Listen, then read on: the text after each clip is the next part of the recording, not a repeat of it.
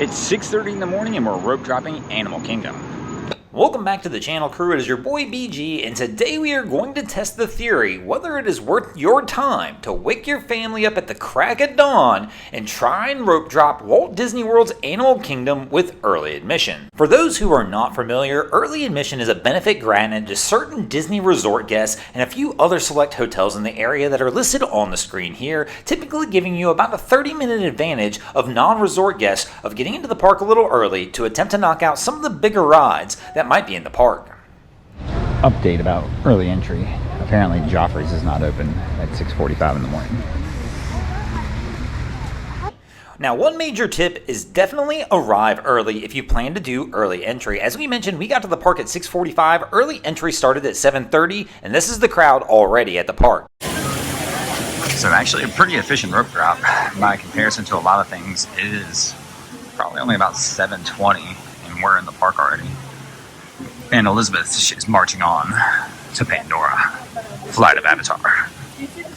Now, I always recommend having a plan, especially when you're going into early entry. And our plan on this morning is we are heading to Pandora and we're going to try and knock out the two biggest rides in the park before the park opens. But you've always got to be flexible. As you're about to find out, things don't always go as planned. Now we're about 7:40, but as with our luck with Avatar, every single time the ride did not open with the park.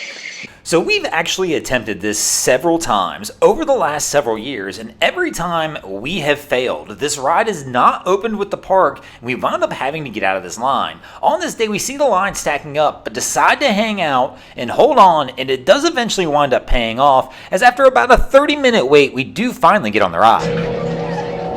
Prepare systems for the next group. All systems engaged.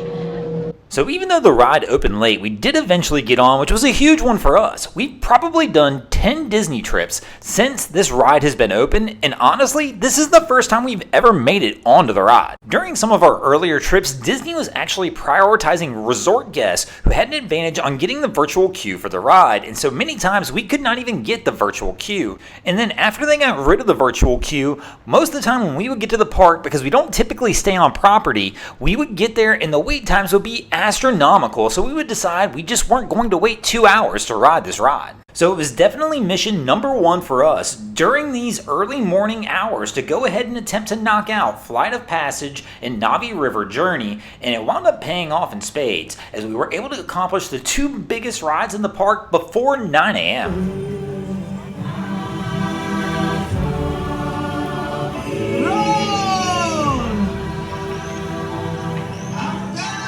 So by 8:51 a.m., we were actually off of Navi River Journey and really off to a great start of our day. Now, one other huge advantage we had by staying on property, besides even just the early entry, is we were able to actually start booking our lightning lanes using the new lightning lane system 7 days in advance. So we actually had some great early morning return times for some other big rides in the park. So for example, our next two rides are going to be Kilimanjaro Safaris and of course Expedition Everest, and both those return times are before 10 a.m. So before 10 a.m., we may have four of the biggest rides in this park completed.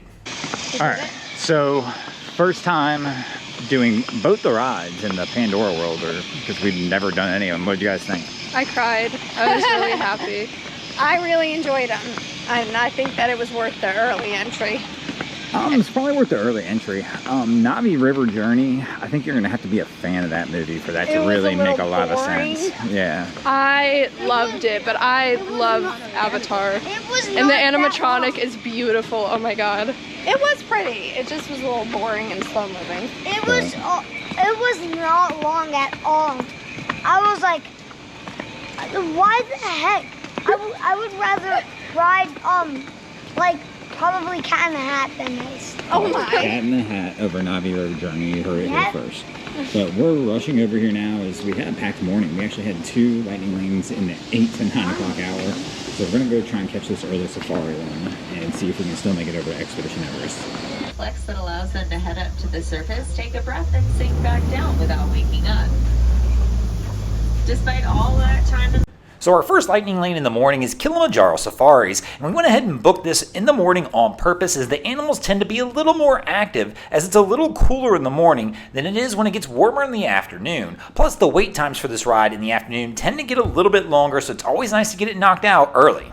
We quickly ran over to Expedition Everest for our next lightning lane, and this one's a little controversial, especially early in the morning. Many times this ride will have a short line in the morning. If you arrive and see only a 15 or 20 minute wait, I would probably actually cancel my lightning lane, book it again later in the afternoon when it typically has a longer wait, and just go ahead and wait in the standby queue so you can ride this one twice versus only getting one attempt at it. Now it is 10:16 a.m. and we're about to ride Dinosaur, and at this point, we have finished 5 of the biggest rides in Animal Kingdom, all before 10:30 a.m. 10:30 a.m. is when I would say that most of the rides are starting to pick up and the wait times are going up and your early morning hours are coming to an end. Obviously, after these big 5 rides, we still have 3 more because Animal Kingdom has 8 rides.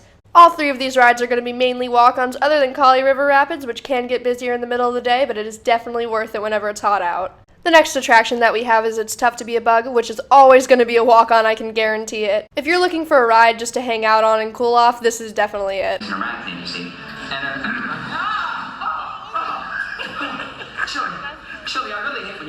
And our final attraction is going to be the Dino Spinners in Dino Land USA. And at this point, you're through the whole park. To fill the rest of your day, you can get some pretty good character interactions in Animal Kingdom. My personal favorite is Chip and Dale in their dino costumes.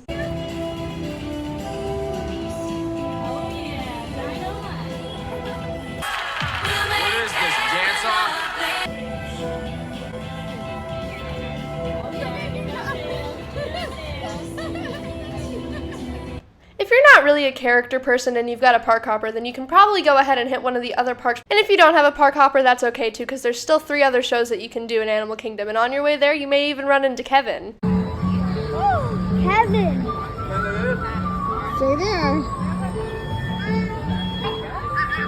And right after meeting the coolest Disney character, you can go ahead and catch the Finding Nemo show, which is basically the Broadway performance on a budget, which is not a bad thing at all. The performers still do an amazing job despite half the songs being cut. We're moving on to Lion King show, and it's amazing. Hey, what are you doing? Slow down, slow down, Simba! You are right on time! Hey, guys! It looks like we're all here! Let's go!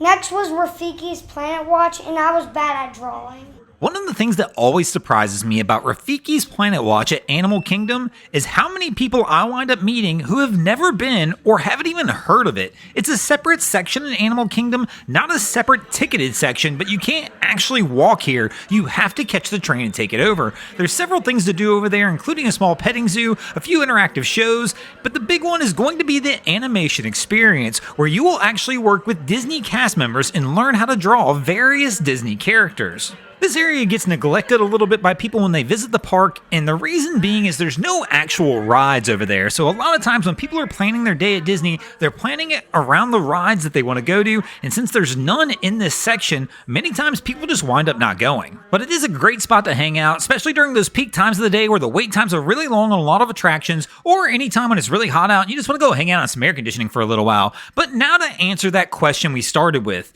is it worth it to go to Animal Kingdom to try and experience rope drop with your family? Because this is typically a pretty early day. And the reality on this one, it really depends on what your goals are. If one of your goals on your trip is to go ahead and ride Avatar Flight of Passage and do Na'vi River Journey, and you do not want to purchase the Lightning Lane Multi-Pass or Single Pass, then yes. Get up with your family, get there early, at least 30 minutes prior to early park admission starting. Now, when I say get there, I don't mean be parking your car 30 minutes early. I mean you already need to be parked and be at the front gate of this park 30 minutes prior to early admission starting. If you don't, you're going to be way at the back of the line already. Now, the second person I would recommend doing rope drop at this park for is that person who already knows they're going to park hop. If you've got Lightning Lane Multi-Pass, honestly, if you get here for early admission, you can get this whole park knocked out, probably by noon, and by 1 o'clock, be in another park, enjoying another experience. Now, the person I don't really recommend this to is that person who's going to go to Animal Kingdom and spend the entire day there. If you're going to do that, there's no need to get your family up early in the morning and try and rush them to the amusement park, because to be honest, you're going to have plenty of time if you're spending the entire day there to do everything you want to do. Thanks for watching, crew. Hope you enjoyed this episode of Parks Guru as we walked you through whether or not it was worth it to go do rope drop at Animal Kingdom. If you haven't already, hit the like button,